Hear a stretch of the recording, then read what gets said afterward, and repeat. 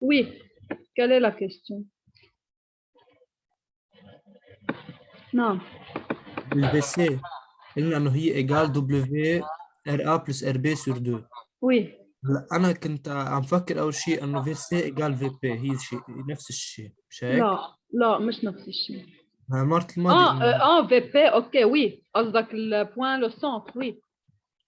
Le وي centre a la même vitesse linéaire que le box. Oui, c'est vrai. اذا في Bon, سي اذا في سي ايجال في بي non. فينا نقول انه يعني في سي ايجال ار بي فو دبليو في. أي W. انتبه بعدين هيدا سنتر انستانتاني شي تقدر تقول هيك؟ نو. هيدا البوان منه عنده فيتاس لانه انت la corde ok هيدا cette partie de la corde a une vitesse et cette partie a une vitesse différente. Tu n'as pas le centre instantané منه هيدا ولا هيدا. اوكي ما فيك تقول انه في بي هي اوميجا فوا ار. هي اذا بدك تاخذ اوميجا فوا ار هيدي مش الار هيدي بدك تاخذ الديستانس او سنتر انستانتاني دو روتاسيون اللي شفنا انا وياكم انه هو دو سو كوتي. ساعتها بدك تجيب السنتر انستانتاني دو روتاسيون بدك تجيب اوميجا للبولي وساعتها فيك تقول انه لا فيتاس دو بي هي اوميجا بولي فوا سا ديستانس او سنتر انستانتاني. او كمان فيك تعمل لا ريلاسيون ترابيز دي فيتاس لانه جبنا 3 بوين بنعرف الفيتاس de ce point là تعرف الفيتاس du point ici tu connais la vitesse de ce point وبتعرف انه si je joigne les extrémités je peux trouver le centre instantané فبيطلع لي triangle de vitesse. ok tu peux tout simplement trouver la vitesse du centre هي égale à cette longueur اللي هي la base moyenne du trapèze.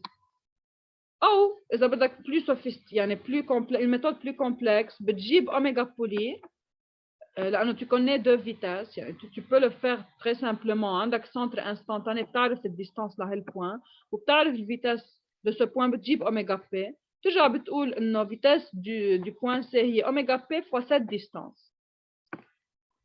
بس احيانا شيء هي الميثود لا trapèze des vitesses هيدا يعني tout de suite tu dis que c'est la base moyenne يعني هي la vitesse de ce point plus la vitesse de ce point sur 2. دكتور انا كنت عم فكر انه بدنا نهوز الهيبوتيز انه اعطونا ار بي ايجال ار بي مو ار ا سور 2 هي ما عزناها بالاكزرسيس. RP égale فانا فكرت انه ما بتقول مش ضروري تعوزها لا يعني ما هي انا هيدي منا فكرت ايبوتيز اصلا هيدي انه هيدا السنتر انت هيدي الديستانس هي ار بي مو ار ا والبي او السنتر ce n'est pas une hypothèse اصلا يعني c'est un calcul géométrique. اوكي. ok autre question. ok alors on continue avec les problèmes. On a que ici, on a un système mécanique pour ouvrir la porte d'un garage. Ok l'idée est que la barre BC, ok elle tourne dans un plan يعني عندنا la barre AB أول شيء AB هي notre porte. ok cette porte est en train de faire un mouvement dans un plan horizontal. Et on a que la barre BC est attachée à un ressort au point C. Si le ressort est originalement à vide, déterminez quelle doit être la constante de raideur du ressort, de façon que quand la porte va tomber de sa position initiale, elle doit avoir une vitesse angulaire nulle quand elle se ferme. ok هلا حارجع اشرح على الفيجور le mécanisme. Et dans ce cas BC et la porte deviennent dans la position verticale. ok on néglige la masse de BC et on suppose que la porte est une plaque mince qui a un poids W et une épaisseur et une certaine hauteur donnée. On a une connexion يعني عندنا connexion بين le BC ou le ressort, et on a une connexion entre BC et la porte. Alors, on va regarder un peu la figure pour comprendre le mécanisme. Regardez ici. Ce qui va se passer, on a, premièrement, la barre AB était initialement dans cette position. OK? Maintenant, si on veut fermer la porte, qu'est-ce qui va se passer? BC هتبرم يعني BC va tourner, ok? Elle va tourner complètement. بس تبرم BC complètement tire dans cette position-là. يعني بس تصير CB بالposition verticale. بتصير la porte, ok? La porte alors va occuper aussi la position verticale. Et elle va fermer complètement le garage. Alors l'idée ici, c'est que si on varie l'angle θ de BC, on peut ouvrir et fermer la porte. OK? Maintenant, ils disent que quand la porte ferme complètement, sa vitesse angulaire devient nulle. La question, c'est de trouver quelle doit être la raideur du ressort utilisé ici. OK? Alors, ils ont dit que initialement, lorsque la barre est dans la position horizontale, le ressort est à vide. OK? Et quand BC commence à tourner, qu'est-ce qui va se passer? Le ressort va s'allonger. Et au moment où la porte va fermer, elle va devenir dans la position verticale, elle va avoir une vitesse angulaire. Ça, c'est la donnée. OK? Alors maintenant, bien sûr, ici, on peut appliquer le principe de l'énergie cinétique, ou aussi on peut appliquer la conservation de l'énergie mécanique, car les forces qui ont un travail sont les poids et le ressort, n'est-ce pas? Et on doit définir l'état initial et l'état final. On commence par l'état initial. Pour l'état initial, il est représenté dans la figure suivante. Alors, à l'état initial, on a l'angle θ est donné égal à 15 degrés. Et on a la barre AB dans la position horizontale. Et on a que le ressort était à vide. OK? Alors, premièrement, on peut dire qu'à l'état 1, L0, qui est la longueur à vide, c'est égal à CD. N'est-ce pas? Et d'après cette figure, on peut déterminer la longueur à vide du ressort en utilisant un peu de calcul géométrique. OK? On a que cette distance-là, elle est donnée égale à L sur 2. OK?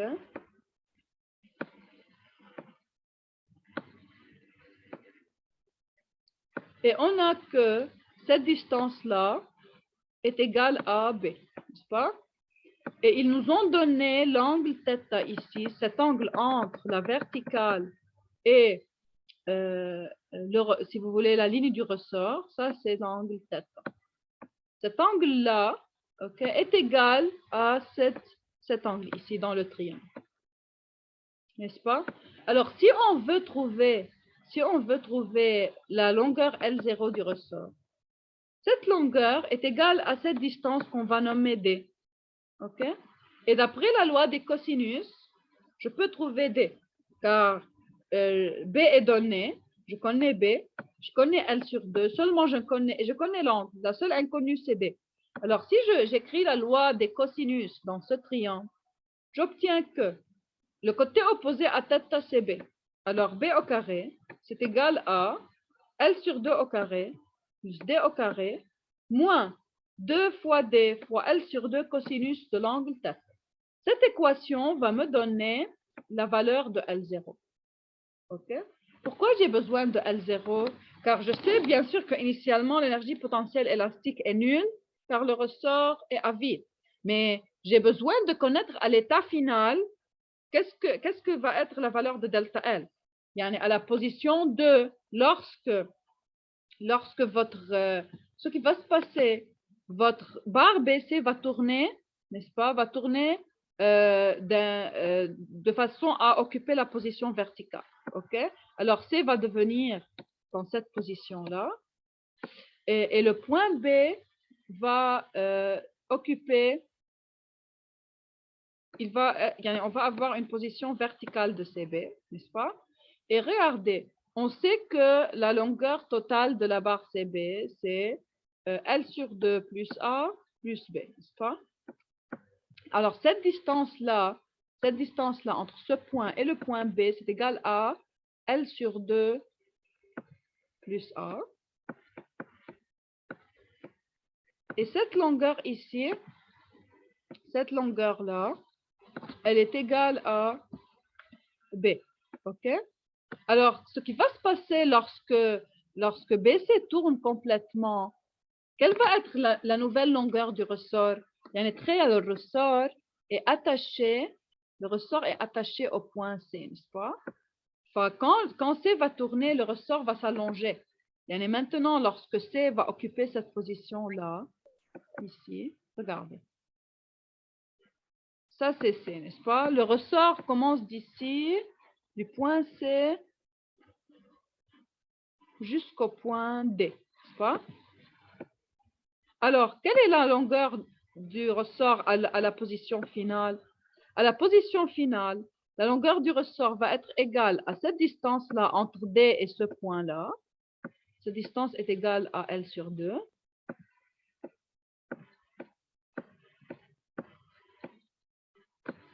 Plus cette distance-là entre le point ici, la connexion, et le point C qui est égal à B, n'est-ce pas? Alors, à l'état final, si je veux calculer delta L du ressort à l'état final, à l'état 2, c'est égal à la longueur totale du ressort à l'état 2 moins L0. Alors, j'ai besoin de L0 ici, dans cette formule. J'ai calculé L0 et L2 à l'état final, comme on voit dans la figure, c'est B plus L sur 2. C'est B plus L sur 2. OK? Alors, ça va me permettre de calculer l'énergie potentielle élastique à l'état 2. Alors, jusqu'à maintenant, j'ai déterminé que l'énergie potentielle élastique à l'état 1 est nulle, car le ressort est à vide. L'énergie potentielle élastique à l'état 2, c'est égal à 1,5 fois K fois delta L2 au carré. Et j'ai pu calculer delta L2. OK. Alors, ici, je ne connais pas K. K est mon inconnu. Je vais maintenant essayer d'exprimer les autres énergies. J'ai énergie potentielle de gravité, n'est-ce pas? Et on a l'expression des énergies cinétiques. OK? Alors maintenant,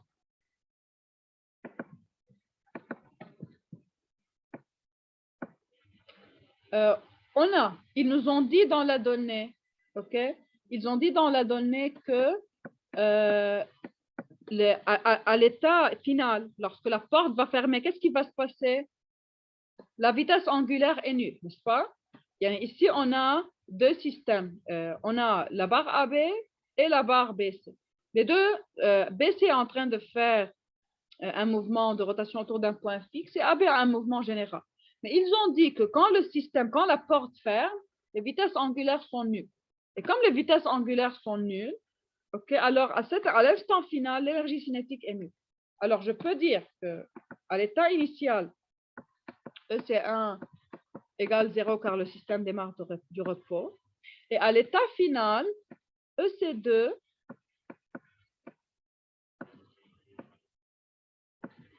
aussi égale à 0 car quand la porte ferme, on a des vitesses angulaires nulles d'après la donnée. OK? Alors, il reste seulement à déterminer l'énergie potentielle de gravité. OK? Maintenant, ils ont dit que BC a une masse négligeable. Je ne considère pas son énergie potentielle de gravité. Je dois seulement considérer l'énergie potentielle de gravité de la porte. OK? De ma porte. Alors, concernant ma porte, cette porte est de longueur L, n'est-ce pas? À l'état initial, son centre de gravité était en cette position. Ça, c'est G1. OK? Et lorsqu'elle va fermer, lorsque ma porte va fermer, elle va occuper la position verticale, comme ça. OK? Alors, j'ai une distance L. Et le centre de gravité de ma porte va être juste au milieu. OK? Alors, ça va être égal à L sur 2. OK? Alors, à la position 2, mon centre G2 va descendre. G va descendre d'une distance égale à L sur 2. Alors, si je prends la référence de l'énergie potentielle de gravité ici,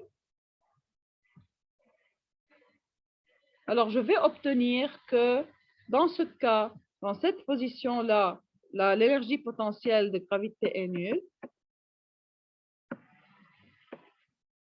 où EPP à l'état 1 égale à 0, alors que EPP à l'état final, je suis au-dessous de la référence. Alors EPP à l'état 2, c'est égal à moins mg fois L sur 2. OK? Alors maintenant, j'ai trouvé l'expression de toutes mes énergies.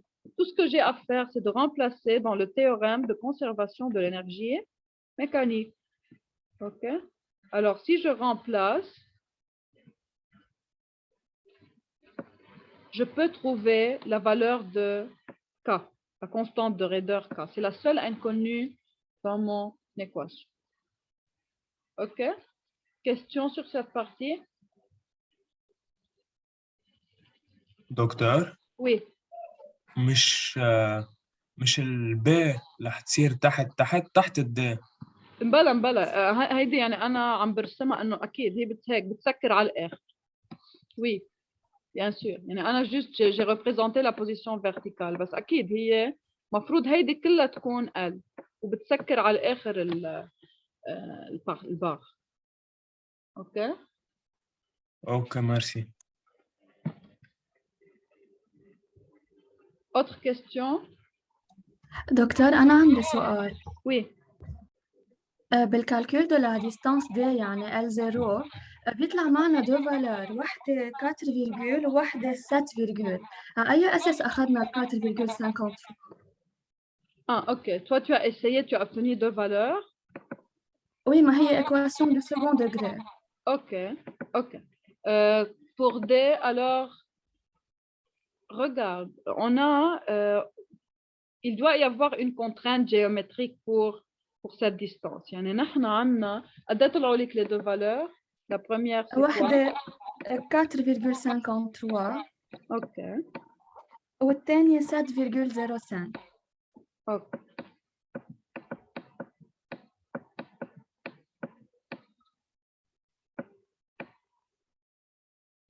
Ok. Alors, nous, on est en train de trouver cette distance-là. Regarde, le point C doit être في البوزيشن initiale هو مفروض تحت هيدا النيفو, n'est-ce pas? Alors, Oui. si tu prends peut-être des 2 égale 7, ok, le point C va être au-dessus de ce niveau-là, ce qui n'est pas acceptable. D'accord, merci. Ok, tu dois regarder la figure parce que tu as une contrainte géométrique dans la figure, que la hauteur du point C ne peut pas excéder cette valeur-là, n'est-ce pas? Elle est plus petite que cette valeur. Alors, tu peux vérifier pour quel des deux cas c'est vérifié. Ça va être pour 4,53. D'accord, merci docteur. Ouais. Autre question? Ok. Alors.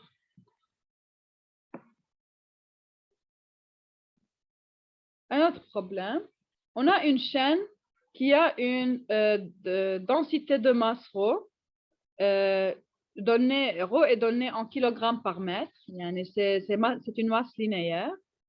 Et elle roule autour, ok, si vous voulez, d'une petite poulie de masse non, la corde a une masse ms. Non, je m'excuse. La poulie a une masse ms, OK, et un rayon de giration KO. Si le bloc A de masse MA est relâché du repos à la position S égale S1, déterminez la vitesse angulaire de la poulie à l'instant où S devient égal à S2. Quand le système est relâché, on a la longueur de la chaîne est égale des deux côtés. À l'état initial, on avait la même longueur des deux côtés. Okay? Maintenant, négligez la portion de la chaîne qui est roulée sur la poulie. Alors, qu'est-ce qu'on a ici? On a, premièrement, on a une poulie qui n'est pas de masse négligeable. Alors, elle a une certaine masse. C'est pour cela, si on veut appliquer le théorème de l'énergie cinétique, on doit prendre en considération l'énergie cinétique de la poulie. Okay? Et on a une chaîne enroulée autour de la poulie. Et cette chaîne aussi n'est pas de masse négligeable. En général, si vous vous rappelez, dans la plupart des exercices, on prend des poulies avec des cordes et ils nous disent que les cordes sont de masse négligeable. Ici, ce n'est pas le cas. C'est une chaîne au lieu d'une corde. Si vous voulez, ici, la poulie, elle a une forme d'engrenage et on a une chaîne qui est en train de rouler sur cette poulie. Maintenant, à l'état initial, les deux parties, les deux longueurs ici sont égales. OK? Et ils ont dit de négliger cette partie-là, cette petite partie qui est autour de la poulie, ils ont dit de la négliger. On néglige son énergie cinétique dans le calcul. Alors, on a deux parties. Ce qui va se passer, qu'avec le temps, comme on a ici une masse de ce côté, cette masse va, sous l'effet du poids de cette masse, la chaîne va descendre de ce côté et va monter de l'autre côté. Okay? Ce qu'on veut trouver, c'est de trouver la vitesse angulaire après un certain instant. Lorsque S1, à l'état initial, ils ont dit que S1 était égal à 1 mètre, n'est-ce pas? Et à la position finale, S devient égal à 2 mètres. Alors ici, ça c'est S. Okay. Alors, lorsque à l'état initial, on avait S1 égale à 1 mètre. Maintenant, quand le système est relâché, le bloc va descendre. Alors, cette partie de la chaîne va descendre, l'autre partie va monter. Et on va avoir à l'état final, ils ont demandé de trouver quelle est la vitesse angulaire oméga de la poulie lorsque S2, alors si vous voulez, ça c'est oméga poulie à l'état 2, lorsque S2 devient égal à 2 mètres. Et on a que, comme le système démarre du repos, alors la vitesse angulaire de la poulie à l'état 1, c'est égal à 0. OK? Alors, ici, on doit faire attention que la chaîne n'est pas de masse négligeable et la poulie aussi. Alors, si on veut écrire la conservation de l'énergie mécanique, on peut le faire ici, car quelles sont les seules forces qui produisent un travail? Ce sont les poids. Le poids du box, n'est-ce pas? Alors, le poids de ce... Alors, on a le bloc A, il a un certain poids. Son poids va faire un certain travail. WA. Ou si vous voulez, on va nommer P comme vous êtes. En général, vous utilisez la notion P pour le poids. Alors, PA, on a le poids de la poulie, mais qui ne produit pas un travail car son centre est fixe. Alors, pas de travail pour le poids. On a aussi la réaction en haut, mais aussi pas de travail car elle est appliquée en un point fixe. On a le poids de la chaîne.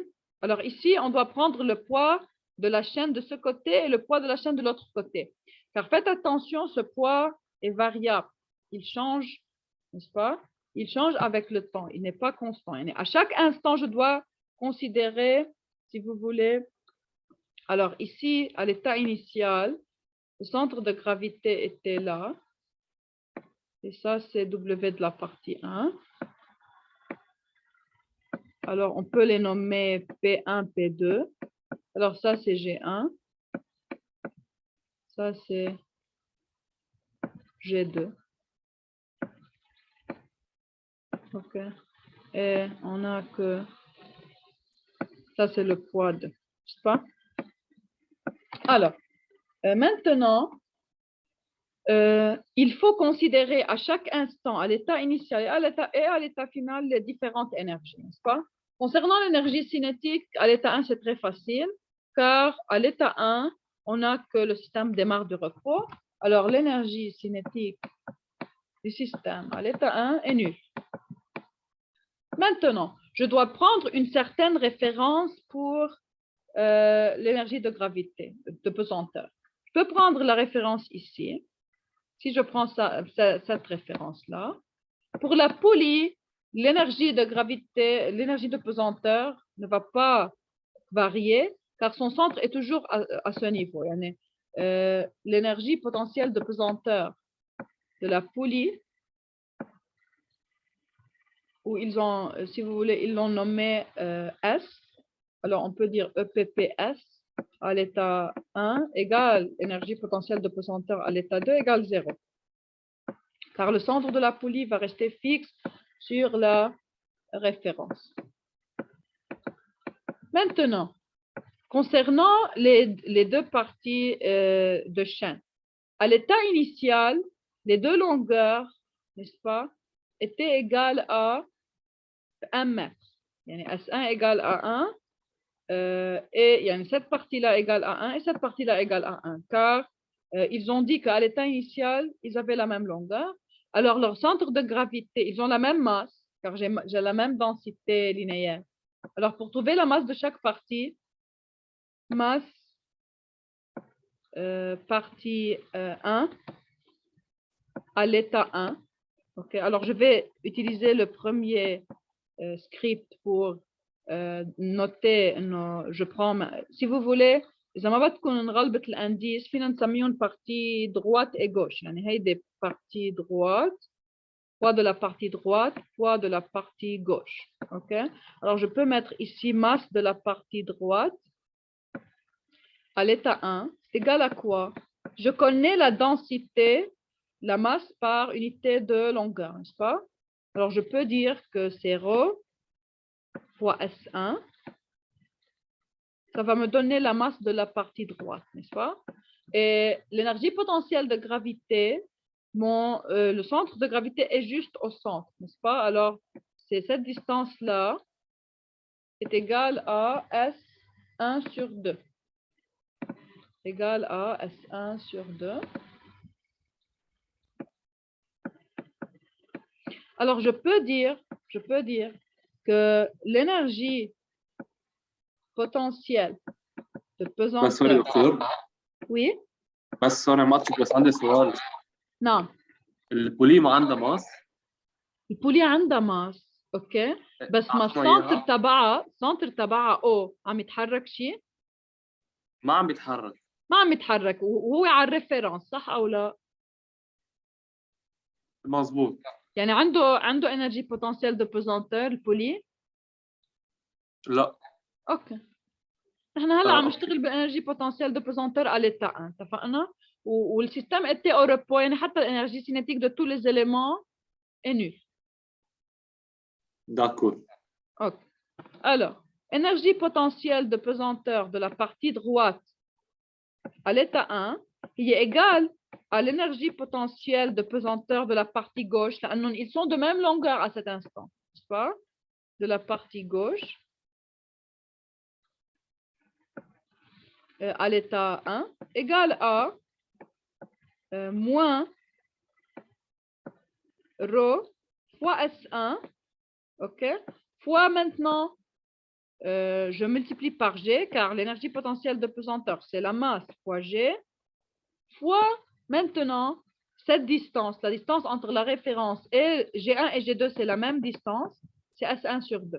Alors, fois S1 sur 2. OK?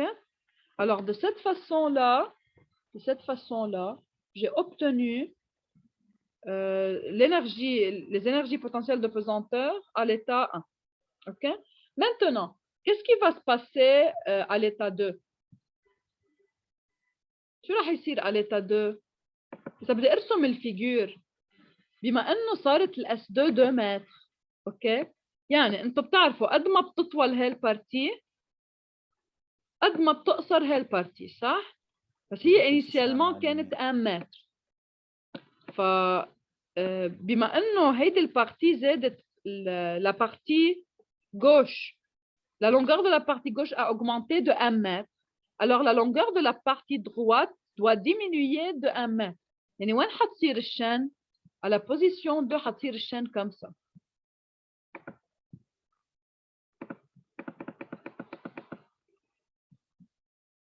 مش هتصير يعني على النيفو دو ريفيرونس مظبوط، دكتور؟ juste au niveau ici. اوكي؟ يعني حتصير هيك. n'est-ce pas؟ اوكي، يعني ما بقى في اذا بدكم اذا نحن اخذين هاي الريفيرونس، نحن on a dit on néglige la partie qui roule على enroulée sur la poulie. يعني هون ما بقى في longueur، ما بقى عندي partie droite. اوكي خلص ما بقى بطل في انرجي بوتنسيال يعني. ما بقى موجوده، يعني ما بقى في غير الانرجي بوتنسيال للبارتي 2. اوكي، l'énergie potentielle de pesanteur la partie 2 هيدي اللونغور صارت 2 متر. Alors, je vais trouver sa masse. Alors, 2 mètres égale à S2. OK. Et son centre de gravité, هو على النص. يعني, alors, ça, c'est G.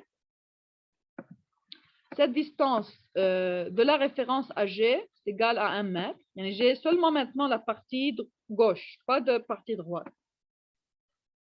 Alors, je peux dire que l'énergie potentielle de pesanteur à l'état 2 de la partie gauche est égale à moins, quelle est la masse de la partie gauche? C'est ρ fois sa longueur, il est S2 maintenant, n'est-ce pas?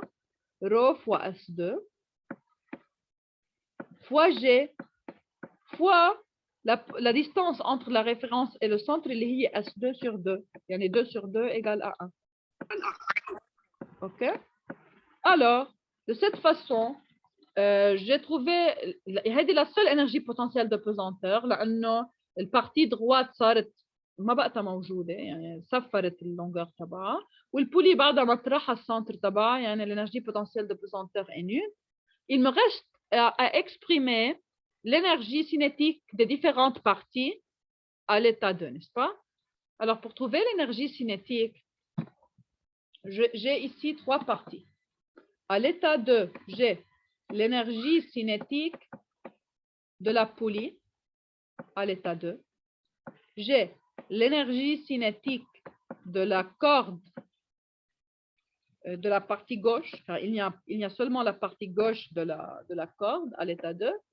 Et j'ai l'énergie cinétique du box, n'est-ce pas, de A.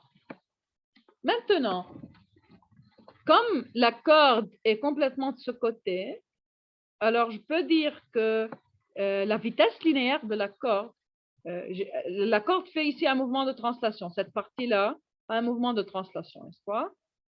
Et j'ai que la boîte A a la même vitesse linéaire que la corde. Yani la vitesse de A, c'est égal, la vitesse linéaire de A, c'est égal à la vitesse linéaire de la corde, qui est égale bien sûr à la vitesse de son centre de gravité. Elle est en translation. OK? Et je peux les relier, ces vitesses-là, je peux les relier à quoi? À la vitesse angulaire de la poulie. Car j'ai roulement sans glissement, n'est-ce pas?